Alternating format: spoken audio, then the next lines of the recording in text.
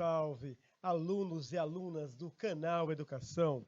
Sejam todos muito bem-vindos, sejam todas muito bem-vindas a mais esta aula de projeto de aprendizagem interdisciplinar.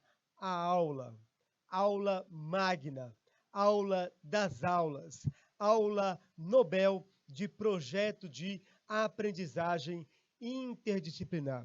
E eu agradeço imensamente, eu agradeço carinhosamente a participação e a audiência de tanta gente linda, maravilhosa, inteligente, competente do meu Piauí, do Brasil e do mundo inteiro. Salve, salve, alegria, alegria, muitos polos, muita gente participando. Aquele abraço carinhoso para Queimada Nova e todos e todas que estão começando a acompanhar esta aula, que é referência em projeto de aprendizagem interdisciplinar. E sem perder tempo, sem perder tempo, sem perder tempo, porque tempo é, porque tempo é, porque tempo é conhecimento. E qual será? E qual será? E qual será? Qual será? Qual será a nossa temática de hoje? Direitos e deveres do cidadão relacionados à sua comunidade. Nós temos como objetivo conhecer o que são direitos, conhecer o que são deveres, enfim, refletir sobre o termo cidadania. Cidadania, o que é ser um cidadão? Cumprir deveres e obrigações, além de, claro, usufruir de seus direitos. Na aula passada ficaram algumas questões para serem corrigidas. Nesta aula, a primeira: qual deve ser o foco e o propósito de toda a vida econômica, social e política? Marcar a alternativa correta: mercado, sistema financeiro, o povo ou o livre comércio? Claro que a resposta é o povo, a pessoa humana. Toda política econômica, toda política pública, toda política social, ela deve ter como propósito a promoção da vida humana, a promoção do povo, a promoção das pessoas, tá bem? Vamos para a próxima.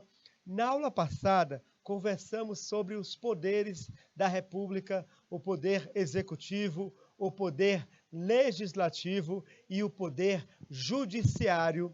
A segunda pergunta, justamente, é aquela que faz a seguinte indagação: qual poder é o responsável pela elaboração das leis? Ou seja, qual poder cria as leis? É o poder executivo, legislativo, judiciário? Claro, não existe mais o poder moderador. O poder moderador, ele existiu durante o Brasil Império. Era uma prerrogativa do imperador.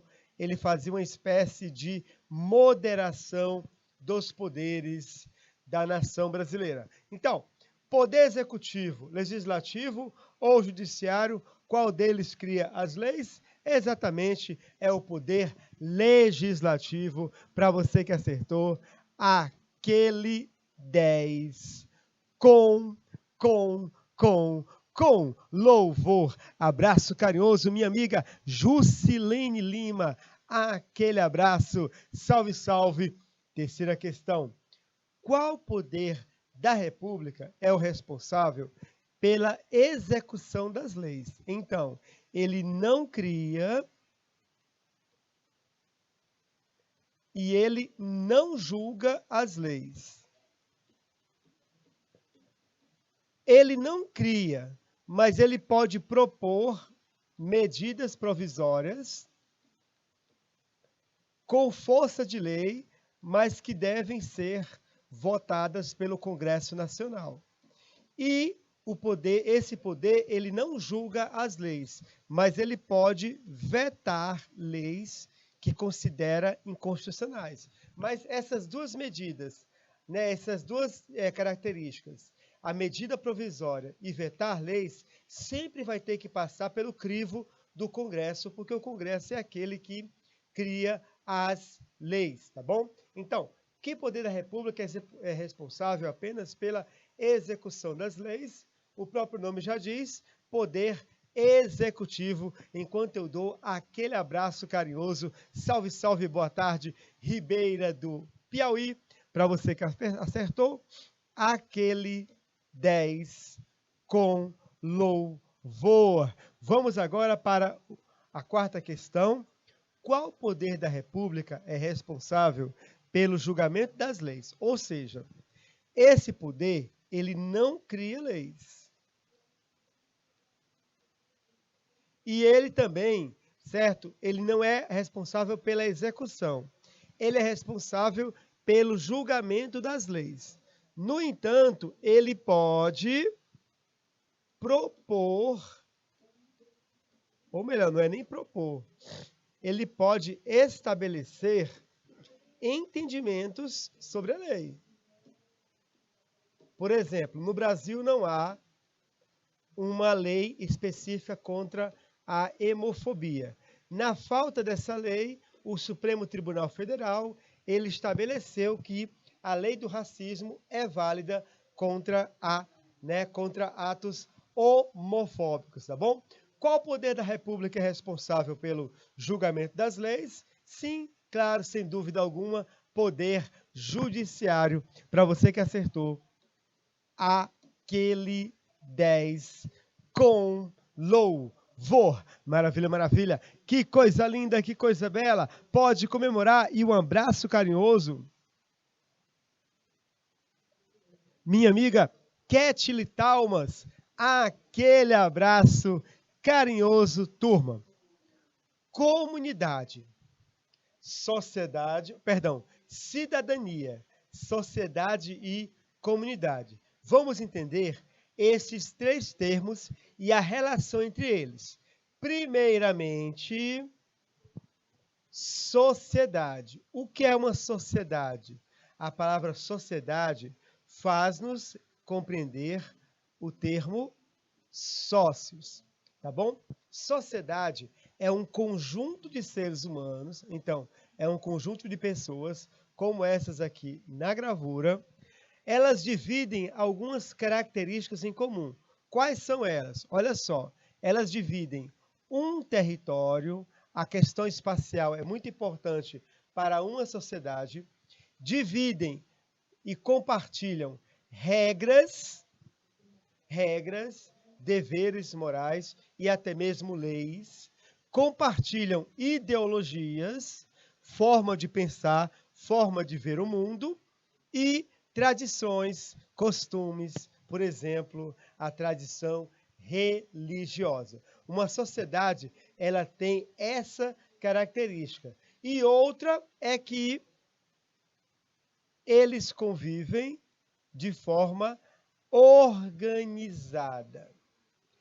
A sociedade, ela é, gente, um acordo, está bom? Ó, a sociedade, ela é um acordo.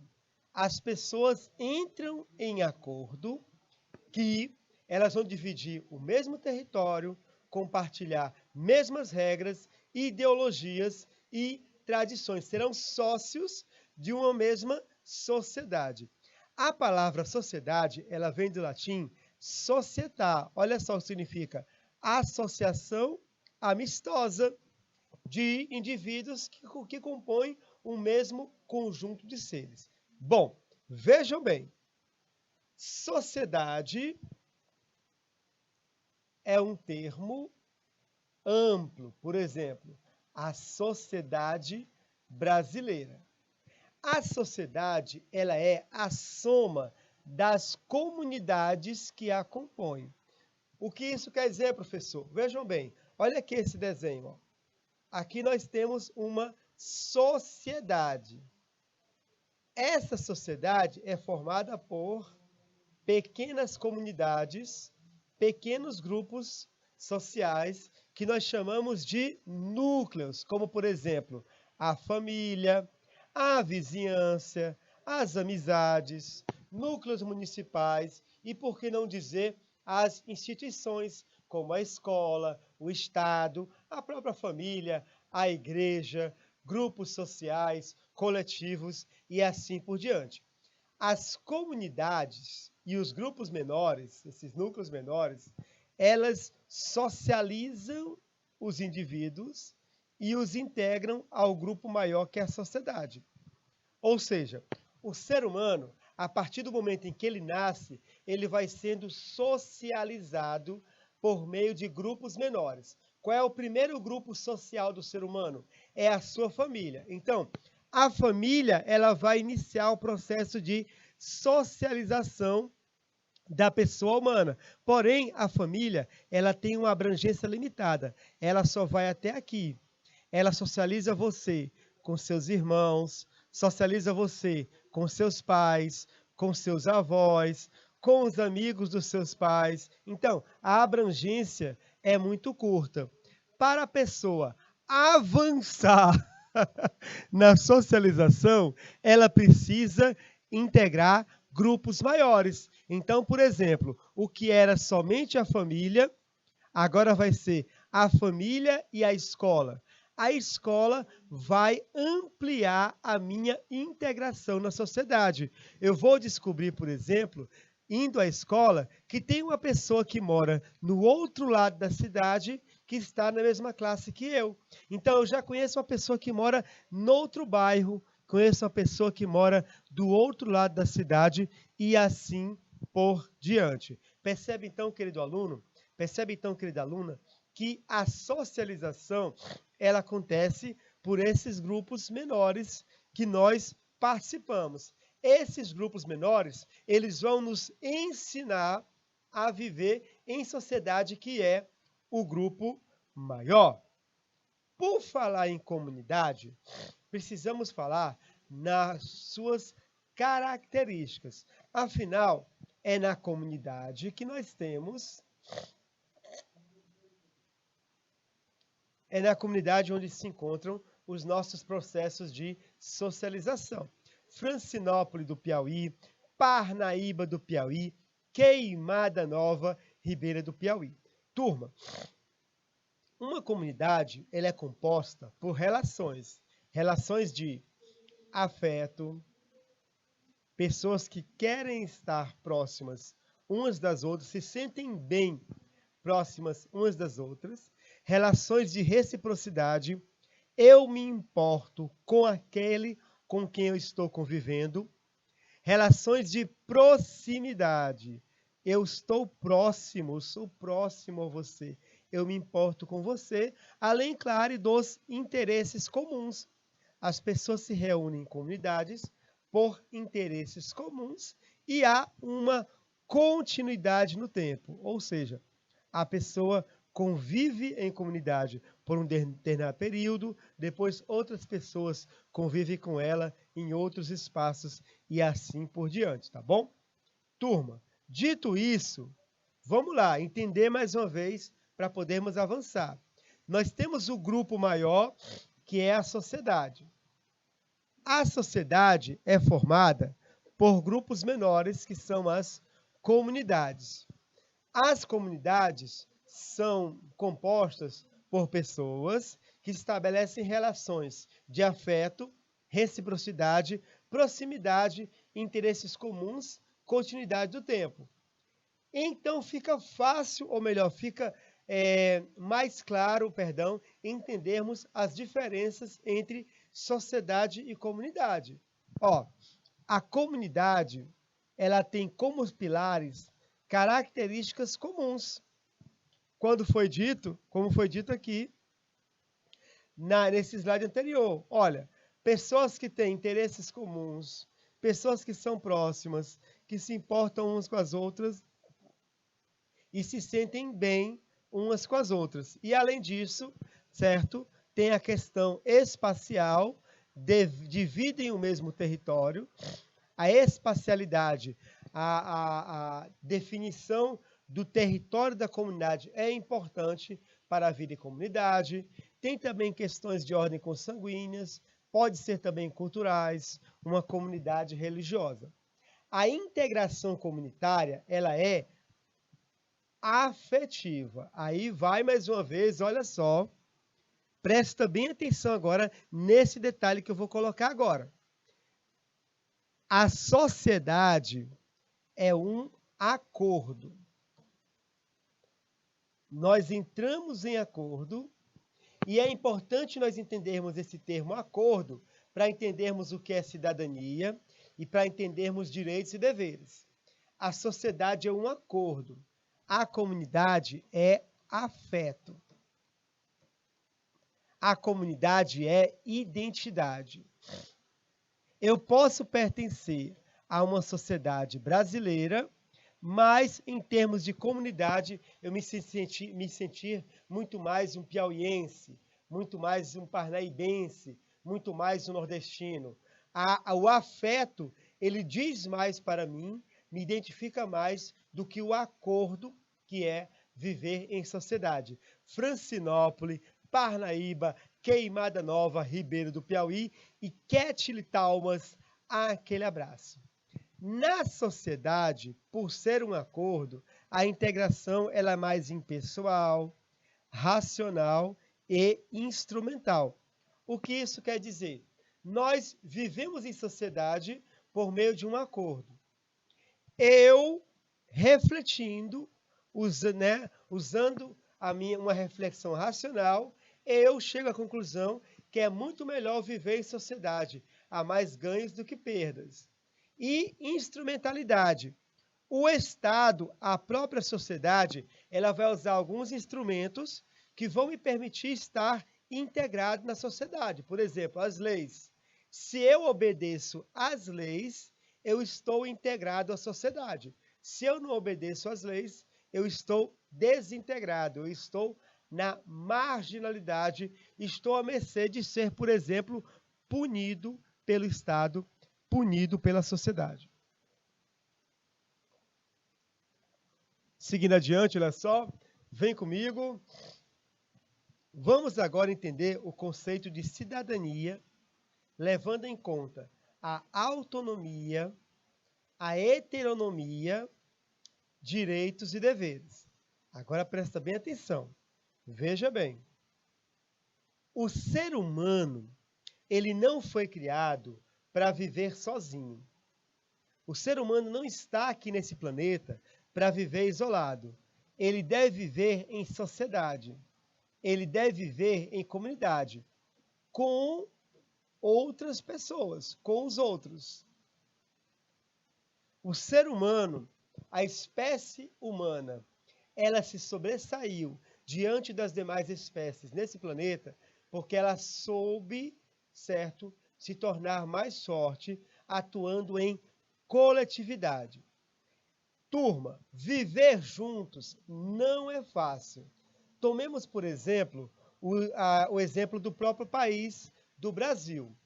O primeiro turno das eleições deixou bem claro, e isso foi um choque para muitas pessoas, deixou bem claro que há pelo menos 2 Brasis no mesmo território. Um Brasil identificado com uma pauta de costumes e outro Brasil identificado com outra pauta de costumes.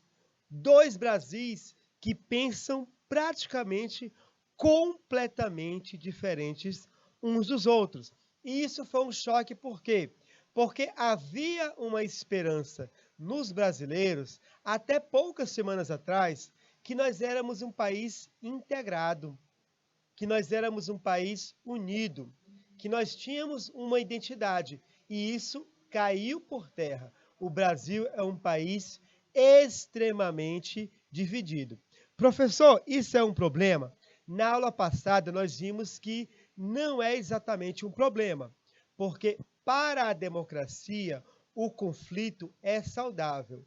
Para a democracia, é bom que haja diferenças e divisões, desde que os lados, ou seja, os partidos, eles dialoguem e busquem um acordo. O grande problema do Brasil, e isso é mais chocante, é que estão se sobressaindo as desavenças. As desavenças de cada lado são postas de tal forma que um lado não aceita o outro. E isso é terrível para a vida em sociedade. Por quê? Porque se a democracia ela aceita o conflito, a diferença, a divisão, por outro lado, a sociedade viver juntos implica que nós busquemos uma convivência apesar de nossas diferenças. Sociedade na qual as pessoas pensam diferente e enfatizam as desavenças em vez da busca do diálogo, esse tipo de sociedade nunca tem um final feliz. Eu me arrisco dizer que se o Brasil continuar nessa toada, nesse ritmo de desavenças irreconciliáveis, nós podemos ver nas próximas 4, 5 décadas, por que não pensar nisso, uma desintegração do território brasileiro. Divisão do território brasileiro em outros países. Professor, isso é impossível. Será que é impossível? Se nós continuarmos nessa toada das desavenças, agora o ódio tomou um aspecto regional. Uma região odeia a outra. Ora, esse é o primeiro passo para a desintegração de um território. Povos, comunidades indígenas que são perseguidas na região norte do país, na Amazônia, comunidades essas que têm território no Brasil, na Venezuela e no Equador. Podemos imaginar um futuro próximo, um futuro talvez médio distante, dessas comunidades indígenas tentarem uma independência política em relação a esses países. Por isso é que sociedade e comunidade, nós precisamos tentar viver juntos, apesar das nossas diferenças de pensamento, ideologias e culturais.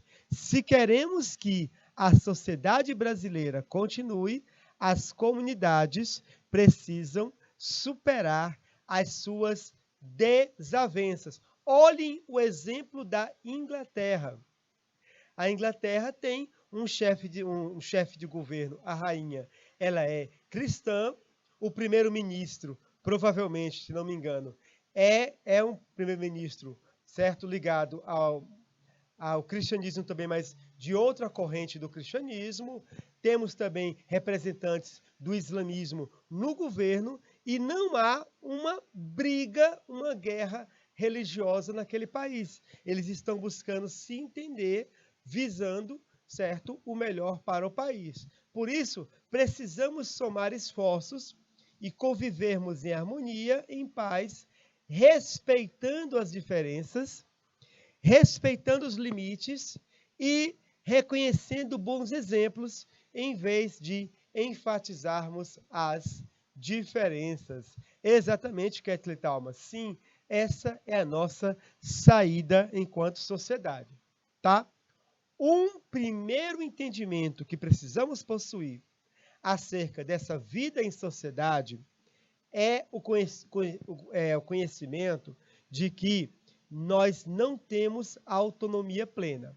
Nós temos uma heteronomia. O que isso quer dizer? Ora, já sabemos que a sociedade é a soma de comunidades. Sabemos que a sociedade é a soma de diferentes. Muita gente diferente convivendo, é claro que haverá desavenças. Mas volto a dizer, no problema do Brasil é que estamos enfatizando as desavenças. Uma sociedade, ela preza pelas relações harmônicas. E se nós queremos ter relações harmônicas, a pessoa, ela tem que entender que jamais poderá ter uma autonomia individual plena, ou seja, uma liberdade plena, falar o que eu quero, fazer o que eu quero, com quem eu quiser, na hora que eu quiser, onde eu quiser e como eu quiser. As relações humanas, as relações entre os diferentes, entre as partes, elas vão restringir o teu agir individual.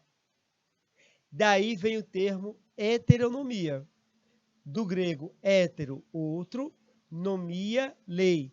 A lei vem do outro, normalmente do Estado. Então, querido aluno, onde você lê liberdade, numa sociedade que quer ser harmônica, você deve ler cidadania.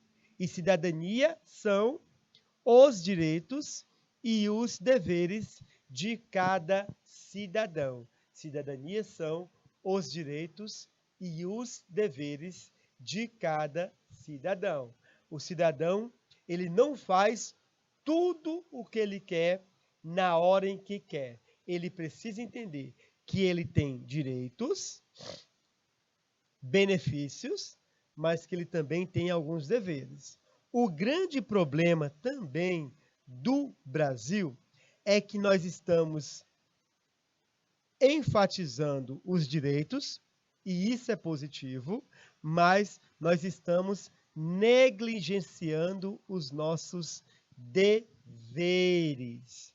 E o dever é um assunto tão sério, que a filosofia ela tem um ramo dela só para abordar o dever, que chama-se deontologia, a teoria do dever, que parte da seguinte pergunta: o que nós devemos uns aos outros? Se você perguntar para uma pessoa quais são os seus direitos, ela vai saber falar com tranquilidade quais são os seus direitos. Até vai inventar direito. Mas, se perguntar o que são deveres, começam os gaguejos, começa a se gaguejar. Porque o que nós devemos uns aos outros? É a pergunta que faz a deontologia. Por que essa senhora está com as panelas vazias enquanto pessoas jogam alimento no lixo? Será que ela não tem direito à alimentação? Será que eu não tenho o dever de compartilhar? Será que o Estado não tem o dever de fornecer políticas públicas que permitam que ela coloque pelo menos um arroz e um feijão, certo? Na sua panela, para que possa alimentar a si e suas famílias? O que nós devemos uns aos outros? Deontologia é a ciência que aborda o dever e a obrigação. Professor, por que você vai entrar em assunto de filosofia, professor? Para que essa besteira? Não, não é besteira.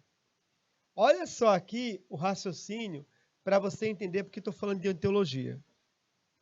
Olha aqui o raciocínio.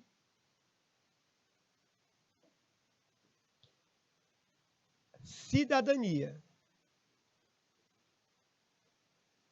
A cidadania são o quê? Direitos e deveres.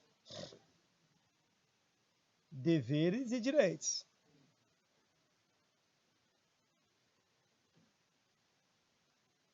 Normalmente, o ser humano ele vai correr atrás dos seus direitos. Eu tenho o direito de falar, eu tenho o direito de me expressar. O ser humano vai falar os seus direitos. Mas e os seus deveres? Quando a pessoa humana ela não cumpre os seus deveres, sabe o que o Estado faz? Ele cria leis. E o Estado não vai mais esperar que você cumpra os seus deveres. Ele vai agora te obrigar a você agir da forma correta. Por isso a importância de falarmos sobre deontologia, a ciência do dever e da obrigação. O que nós devemos uns aos outros. Turma, o termo deontologia foi criado no século XIX pelo filósofo inglês Jeremy Bentham, para falar sobre o ramo da ética, cujo objeto de estudo é o fundamento do dever e das normas. A deontologia, ela é uma teoria, uma reflexão sobre as escolhas dos indivíduos, o que é moralmente necessário e serve para nortear o que realmente deve ser feito. Olha só, o que é moralmente necessário para que eu possa realizar o que deve ser feito. Se eu encontro uma senhora com as panelas vazias, o que deve ser feito por mim enquanto cidadão? Qual deve ser a minha ação em direção a essa pessoa? Certo? É o que Immanuel Kant fala de dever, né? O valor moral de uma ação. Olha só, Immanuel Kant, um dos maiores filósofos da humanidade, ele deu a sua contribuição para a deontologia. Segundo ele, letra A, agir por dever é a maneira de dar à ação o seu valor moral. O que isso quer dizer? Olha só, acompanha comigo esse desenho aqui maravilhoso. Ó. Aqui tem você. Aqui está você. Você é aluno de Francinópolis, você é aluno de Parnaíba, Queimada Nova, Ribeira do Piauí, gente linda, maravilhosa, inteligente e competente.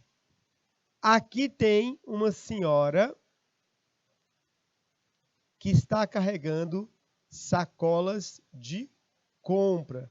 E as sacolas de compra estão pesadíssimas. A senhora, apesar de não pedir ajuda, ela dá a entender, pelo seu olhar e seu esforço, que ela precisa de ajuda. Então, brota em você uma série de interrogações, do tipo, o que eu devo fazer? Devo ajudar essa senhora, sim ou não?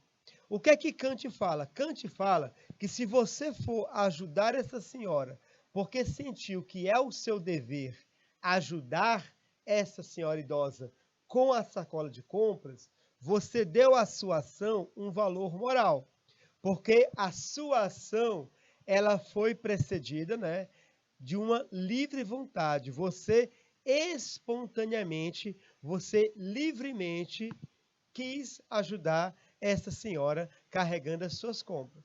Mas vamos supor que você está nesse momento de dúvidas, então você lembra do que o padre falou na missa, dizendo, se você ajudar o próximo, né, Deus vai lhe recompensar com uma vaga no céu. Deus recompensa até um copo de água que você dá para outra pessoa. Olha só, veja bem. Se você ajudar essa pessoa, mas por detrás da tua ação, a motivação é atingir o céu, a tua ação não tem o valor moral, porque você não agiu por dever, você agiu por interesse. E a perfeição moral, ela só é atingida por uma livre vontade. Boa tarde, Ribeira do Piauí. Então, segura aqui essa reflexão, ó. Devemos agir por dever. Devemos agir por livre vontade. Ou seja, a nossa ação correta, ela deve ser natural. Mas, professor, nem todo mundo age de modo correto. Concordo com você. Nem todo mundo age de maneira correta. O que acontece? Quando a pessoa ela não cumpre a sua obrigação moral, o seu dever, o que é que o Estado faz? O Estado cria leis para te forçarem a agir corretamente. Olha aqui, por exemplo, pandemia Covid, né? Pandemia do Covid, certo?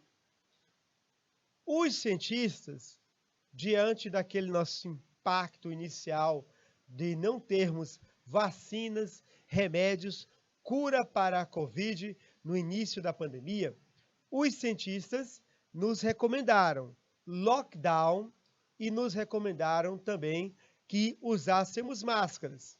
Era um dever, uma obrigação moral da pessoa usar máscara. Agora eu pergunto, todas as pessoas usaram máscara? Não. Algumas pessoas arrumaram desculpas e mais desculpas para não usar a máscara. E dentre os absurdos das desculpas inventadas, algumas delas falavam sobre a liberdade. Bom, o poder público, os estados e municípios, principalmente, diante das pessoas que não estavam cumprindo a sua obrigação moral, que era usar máscara, o que o Estado fez? Ele criou leis. Leis obrigando o uso da máscara em qualquer situação, em ambiente público ou locais privados de circulação pública, como é esse decreto da Prefeitura Municipal de Montenegro e também aqui da Prefeitura São José dos Campos. Então, olha só, gente, olha só o raciocínio. O Estado, a sociedade, ela espera que você faça a ação correta. Ela espera que você cumpra o seu dever.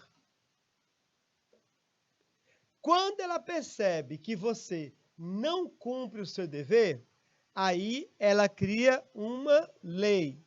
E a lei não é mais uma esperança. A lei agora se torna, sabe o quê? A lei torna-se uma forçação.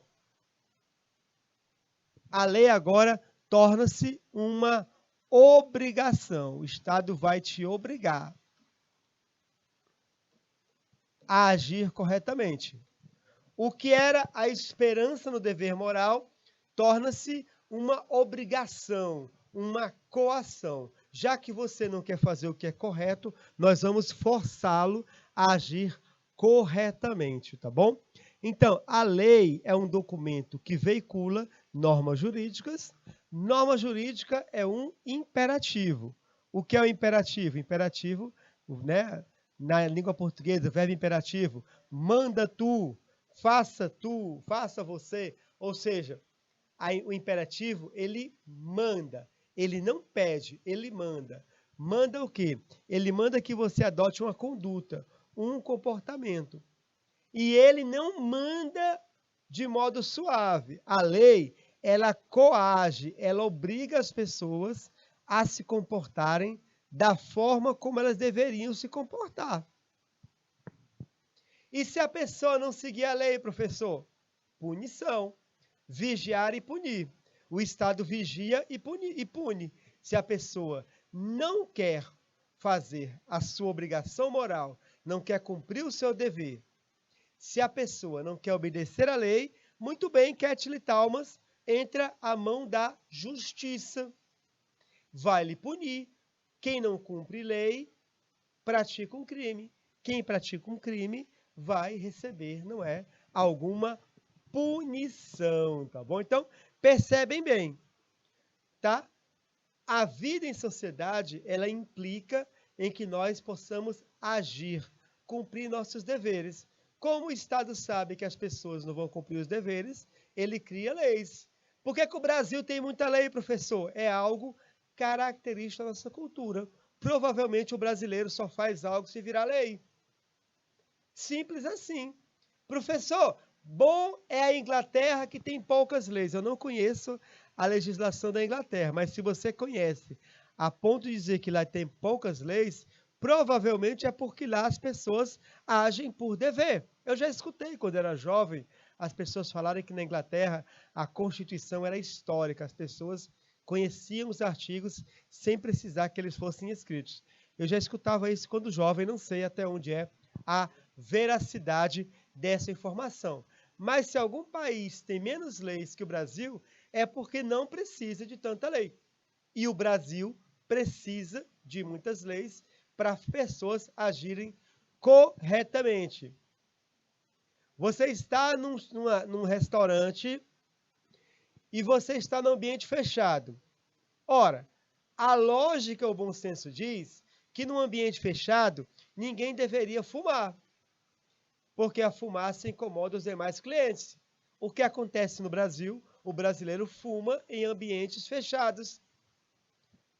O brasileiro aí coloca assim placas. O dono do estabelecimento coloca placas. Por favor, não fume nesse local. Mas como não era aí, o brasileiro chega lá, liga o cigarro e joga o cigarro. Nossa, ficou feio o vídeo, né? Eu fumando cigarro. O brasileiro fuma no ambiente fechado. E ele só vai deixar de fumar quando virar uma lei. Aí o dono do estabelecimento coloca assim, ó, lei tal, é proibido fumar em lugares fechados. Aqui está a punição, sei lá, prisão, multa, não sei qual é a punição. Quando vira lei, a pessoa tem que cumprir. Por quê? Porque se a pessoa não cumprir a lei, haverá punição. Ô, queimada nova, boa pergunta, também me pergunto. Porque só minha barba é branca. Eu me pergunto também, porque o cabelo tá escuro e a barba tá branca. Tá bom? E, bom, eu não sei se eu quero que a barba fique escura ou que o cabelo fique branco. Eu só quero também que haja uma unidade. Tá bom, gente? Bom, faltam poucos segundos. Eu vou deixar para a próxima aula, para nós entendermos um pouco a questão das hierarquias das leis. Porque existem leis e existem leis, né? As leis que são mais importantes e as leis que são, né, também importantes, mas que estão subordinadas. A Kathleen Thomas riu. Eu queria, honestamente, saber a razão. Porque a barba é branca e o cabelo é escuro. Espero que não criem uma lei obrigando a pessoa a, né, ou pintar o cabelo de branco ou pintar a barba de preto, de escuro, não é? Turma, um abraço carinhoso. Daqui a pouco a gente conversa, tá bom? Vamos falar sobre hierarquia de leis, direitos e deveres. Salve, salve e tchau!